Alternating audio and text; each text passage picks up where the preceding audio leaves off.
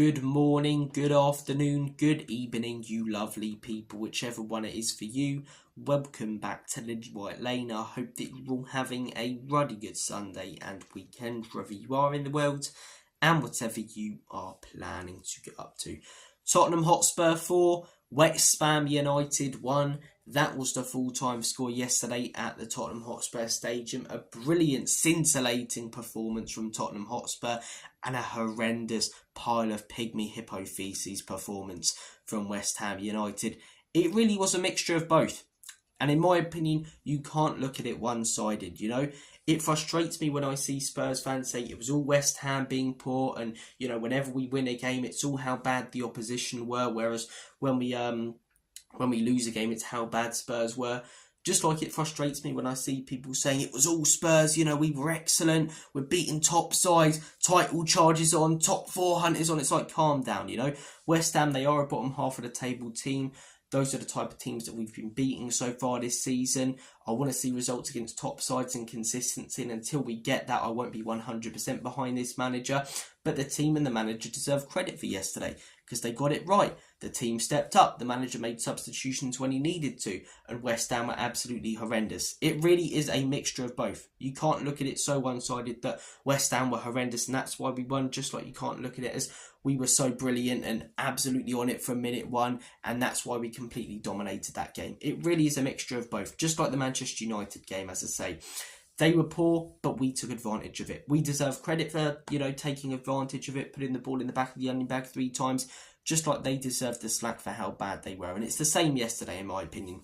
It's the same yesterday. Some fans, as I say, in my opinion, look, support your club how you want, but title charge, you know, I know that it is a rivalry and, you know, we can get excited after these games, but they are a bottom half of the table side. They haven't been great this season. Calm down a little bit with the title charge talk, okay? But also fans that I've seen saying, you know, it was all how bad West Ham were and almost ranting after we've won. I'm a Spurs fan, so I'm happy that we've beaten West Ham. I enjoyed my night last night. I'm going to enjoy today. I'm in a good mood, as I say, because I've got some West Ham faces, West Ham friends who I can rub in their faces how bad they were. And Monday morning ain't going to be as painful as it would have been if we lost. But I'm also not going to say that I think we can go on and win the league title and the quadruple is on. You know what I mean? So look, I think people need to be more balanced with their views after these games because, you know, we all got carried away after that Man United game. Me included. I really thought that was us turning a corner and really clicking. And then the Brighton game brought us back down to reality, back to life. That's what it did. So, look, it was a good performance yesterday. West Ham were dreadful. Let's move on. Good 3 points on the board, as I say.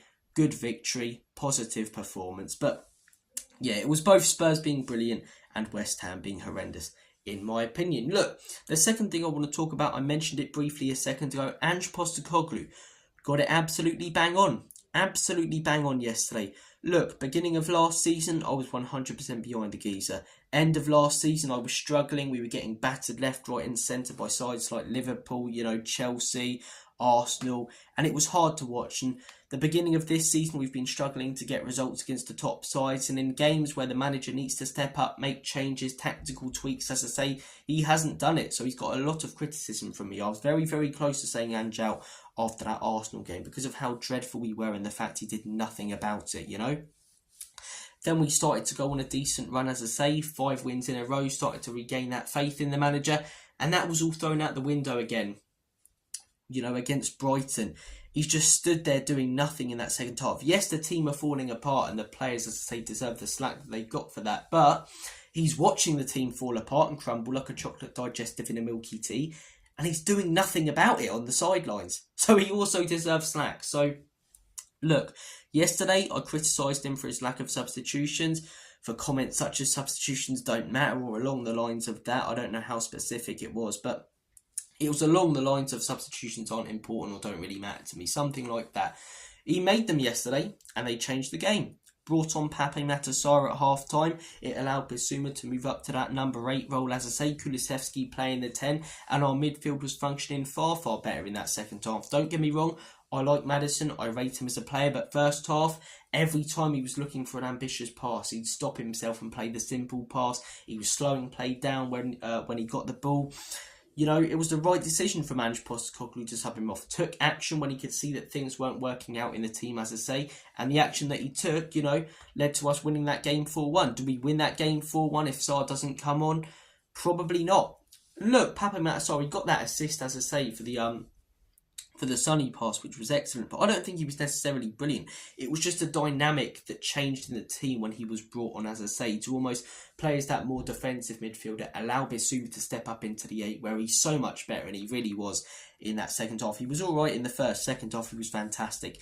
And Kulusevski in the 10, where, in my opinion, there's not many better players in that position in the Premier League. At Juventus, Ronaldo said, you know, probably the best number 10 he's ever worked with. So, look, that changed at half-time from Ange Postecoglou, changed the game, also gave some, you know, game time to the likes of Archie Gray at the end. So he deserves credit, in my opinion. He deserves credit. Also, you could see that line dropping back a little bit in that second half. Yesterday wasn't a game where we dominated the ball. I think we had, you know, 54-55% possession or something like that at the end of the game. But it weren't one of those games that we've had 70 or 80% possession. And it shows you don't need all the possession to win games. Second half, we started to sit back a little bit more. Not obviously part of the bus or anything. We're never going to see that under Ange Postecoglou. But just drop that line back a little bit when West Ham were in possession.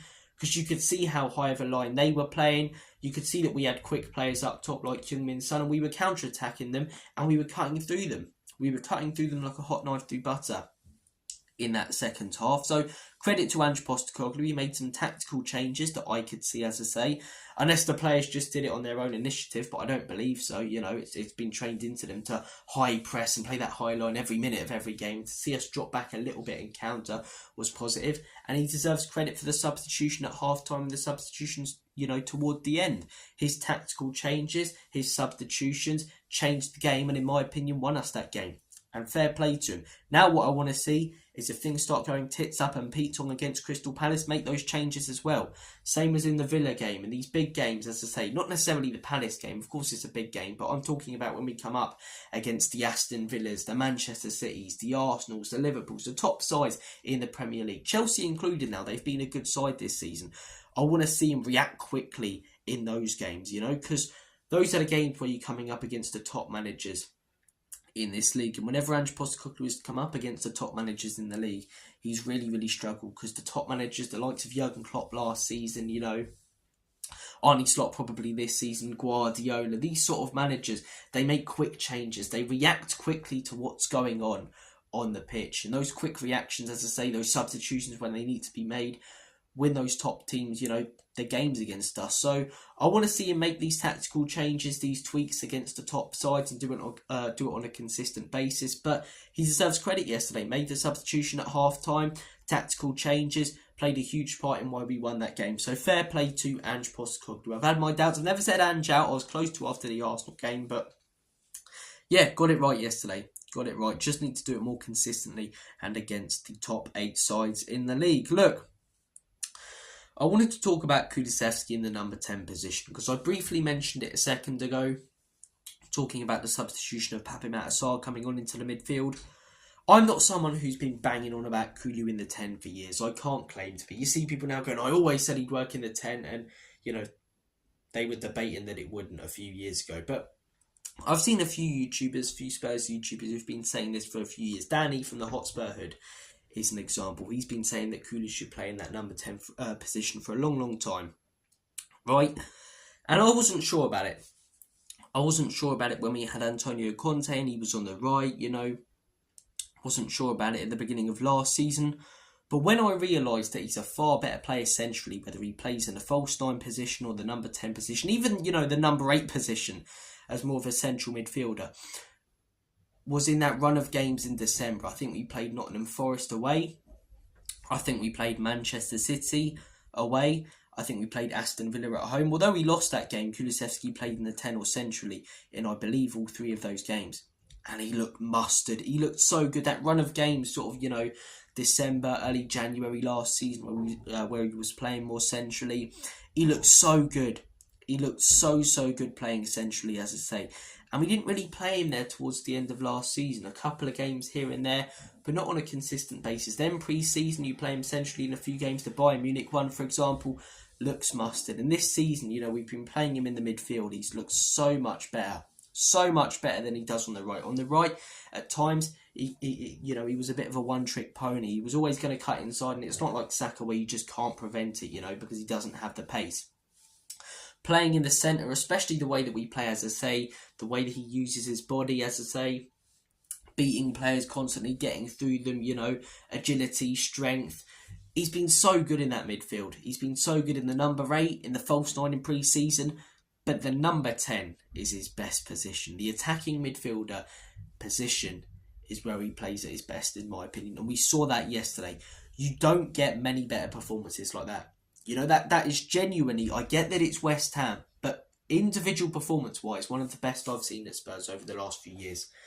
Obviously, Harry Kane's against Manchester City was against Manchester City, you know, where he scored that last-minute winner. Sorry about that, lads and ladies. My camera cut to black there like the end of The Sopranos. But we were talking about Kulusevski in that number 10 position. That's definitely his best position in my opinion. And playing him there allows the other midfielders to really play to their strengths. Sarr as a more defensive midfielder. Bissouma in the number 8 position. That's where he's at his best. And Kulusevski, as I say, in the number 10, being the creator. He looks so good there. You've got to consider that midfield 3 for the next game. We've got some good options. Does Bentancur come back in? Has Bissouma taken the place away from him? Does Maddison start? It's going to be interesting to see what the lineup is, especially the midfield 3 against Crystal Palace. What do you guys think it should be? And what would you guys like it to be? But look, we've talked, as I say, a little bit about Kulu in the 10, the midfield dynamic, Ange getting it right.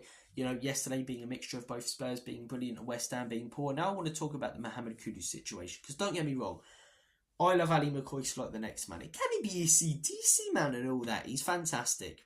He's absolutely fantastic. But what is the geezer on about yesterday? What is he on about saying that Mohamed Kudus shouldn't be sent off? There's probably 2 or 3 red cards there for Mohamed Kudus. So first off, right, there's a foul on Mickey van der Ven, which is probably a yellow. Then Mickey van der Ven goes down and he kicks Mickey van der Ven. That's a yellow. Then he kicks him again. That's a yellow. So we're already on 3 yellows, potentially even a red. Then he gets up. He pushes Mickey van der Ven in the face. I would say that's a yellow. By the letter of the law, that's a red. Then he pushes Pape Matar Sarr in the face. Again, I would say that's a yellow, being a little bit more lenient to let the game run. But by letter of the law, that would be a red. And then to me, it looked like he intentionally headbutted Richarlison. So by the letter of the law, that would be a red. And by the letter of the law, he could have had 4 red cards yesterday. In my opinion, I probably would have given him 2 or 3, and he should get a longer ban. But there's so many offences in there from him. You know what I mean? There's more offences that guy's committed in that game than Phil Mitchell in the last 20 years in EastEnders, you know? How many offences does he want to commit? Honestly, but look, he got sent off. He'll be very lucky if the FA don't investigate and give him, you know, a 4, 5, 6 game ban, because there's so many things that he did there. He completely lost his head. Look, fair play to Vicario coming in as well, getting stuck in. The irony of Romero being the one to calm it down as well is brilliant. But these type of situations where I want to see a leader, and I still don't. Obviously, Vicario's coming in and, you know, other players, but where's that Roy Keane, that Patrick Vieira who's going to come in, push their player away and tell them to stop going at our players? We don't have that leader, in my opinion. We don't have that leader. But one thing I did notice when this, you know, scuffle was going on, Timo Werner was the only Spurs player not to get involved. On the other side of the pitch, standing there, head down, doing nothing. And it goes to show how disconnected this bloke is from the Spurs side right now, from the fan base. And some people might be sympathetic, say he needs a confidence boost. But for me, if you're not getting stuck in moments like that, and your form isn't good, you can't hit a barn door, you're playing poor every time you come on. I'm sure he's a nice guy, but you've got to be brutal at top level sport. He's never going to make it in this football club, especially that low on confidence. You've got to look at terminating, or it's not even a loan deal, it's a permanent deal. Why did we sign this bloke on a permanent deal? Like, honestly, 15 million down the drain, you know. Timo Werner scores again, maybe once or twice a season, but got to look at selling him in January. I don't care if it's for like 1 or 2 million. Even if you have to release him, Timo might struggle. You know, he's just not good enough. He's not good enough. He really, really isn't good enough. Look, there were some okay performances in there. Pedro Porro, I don't think was as good as the rest yesterday, in my opinion. Romero, not as good as the rest. But there were some good, you know, other good performances in there. I thought Udogie was fantastic. I thought Johnson looked dangerous still. And I thought Son was brilliant. Just like with this whole Spurs team, really. This is my whole thing about the club right now. I'm chuffed about yesterday's win. I'm happy when we get a win. But I want to see it more consistently, right? Son was brilliant yesterday, excuse me. I want to see it more consistently. Yes, he stepped up. Yes, he played very well. But where have those performances been so far this season against the likes of Arsenal, Newcastle? They've been non-existent.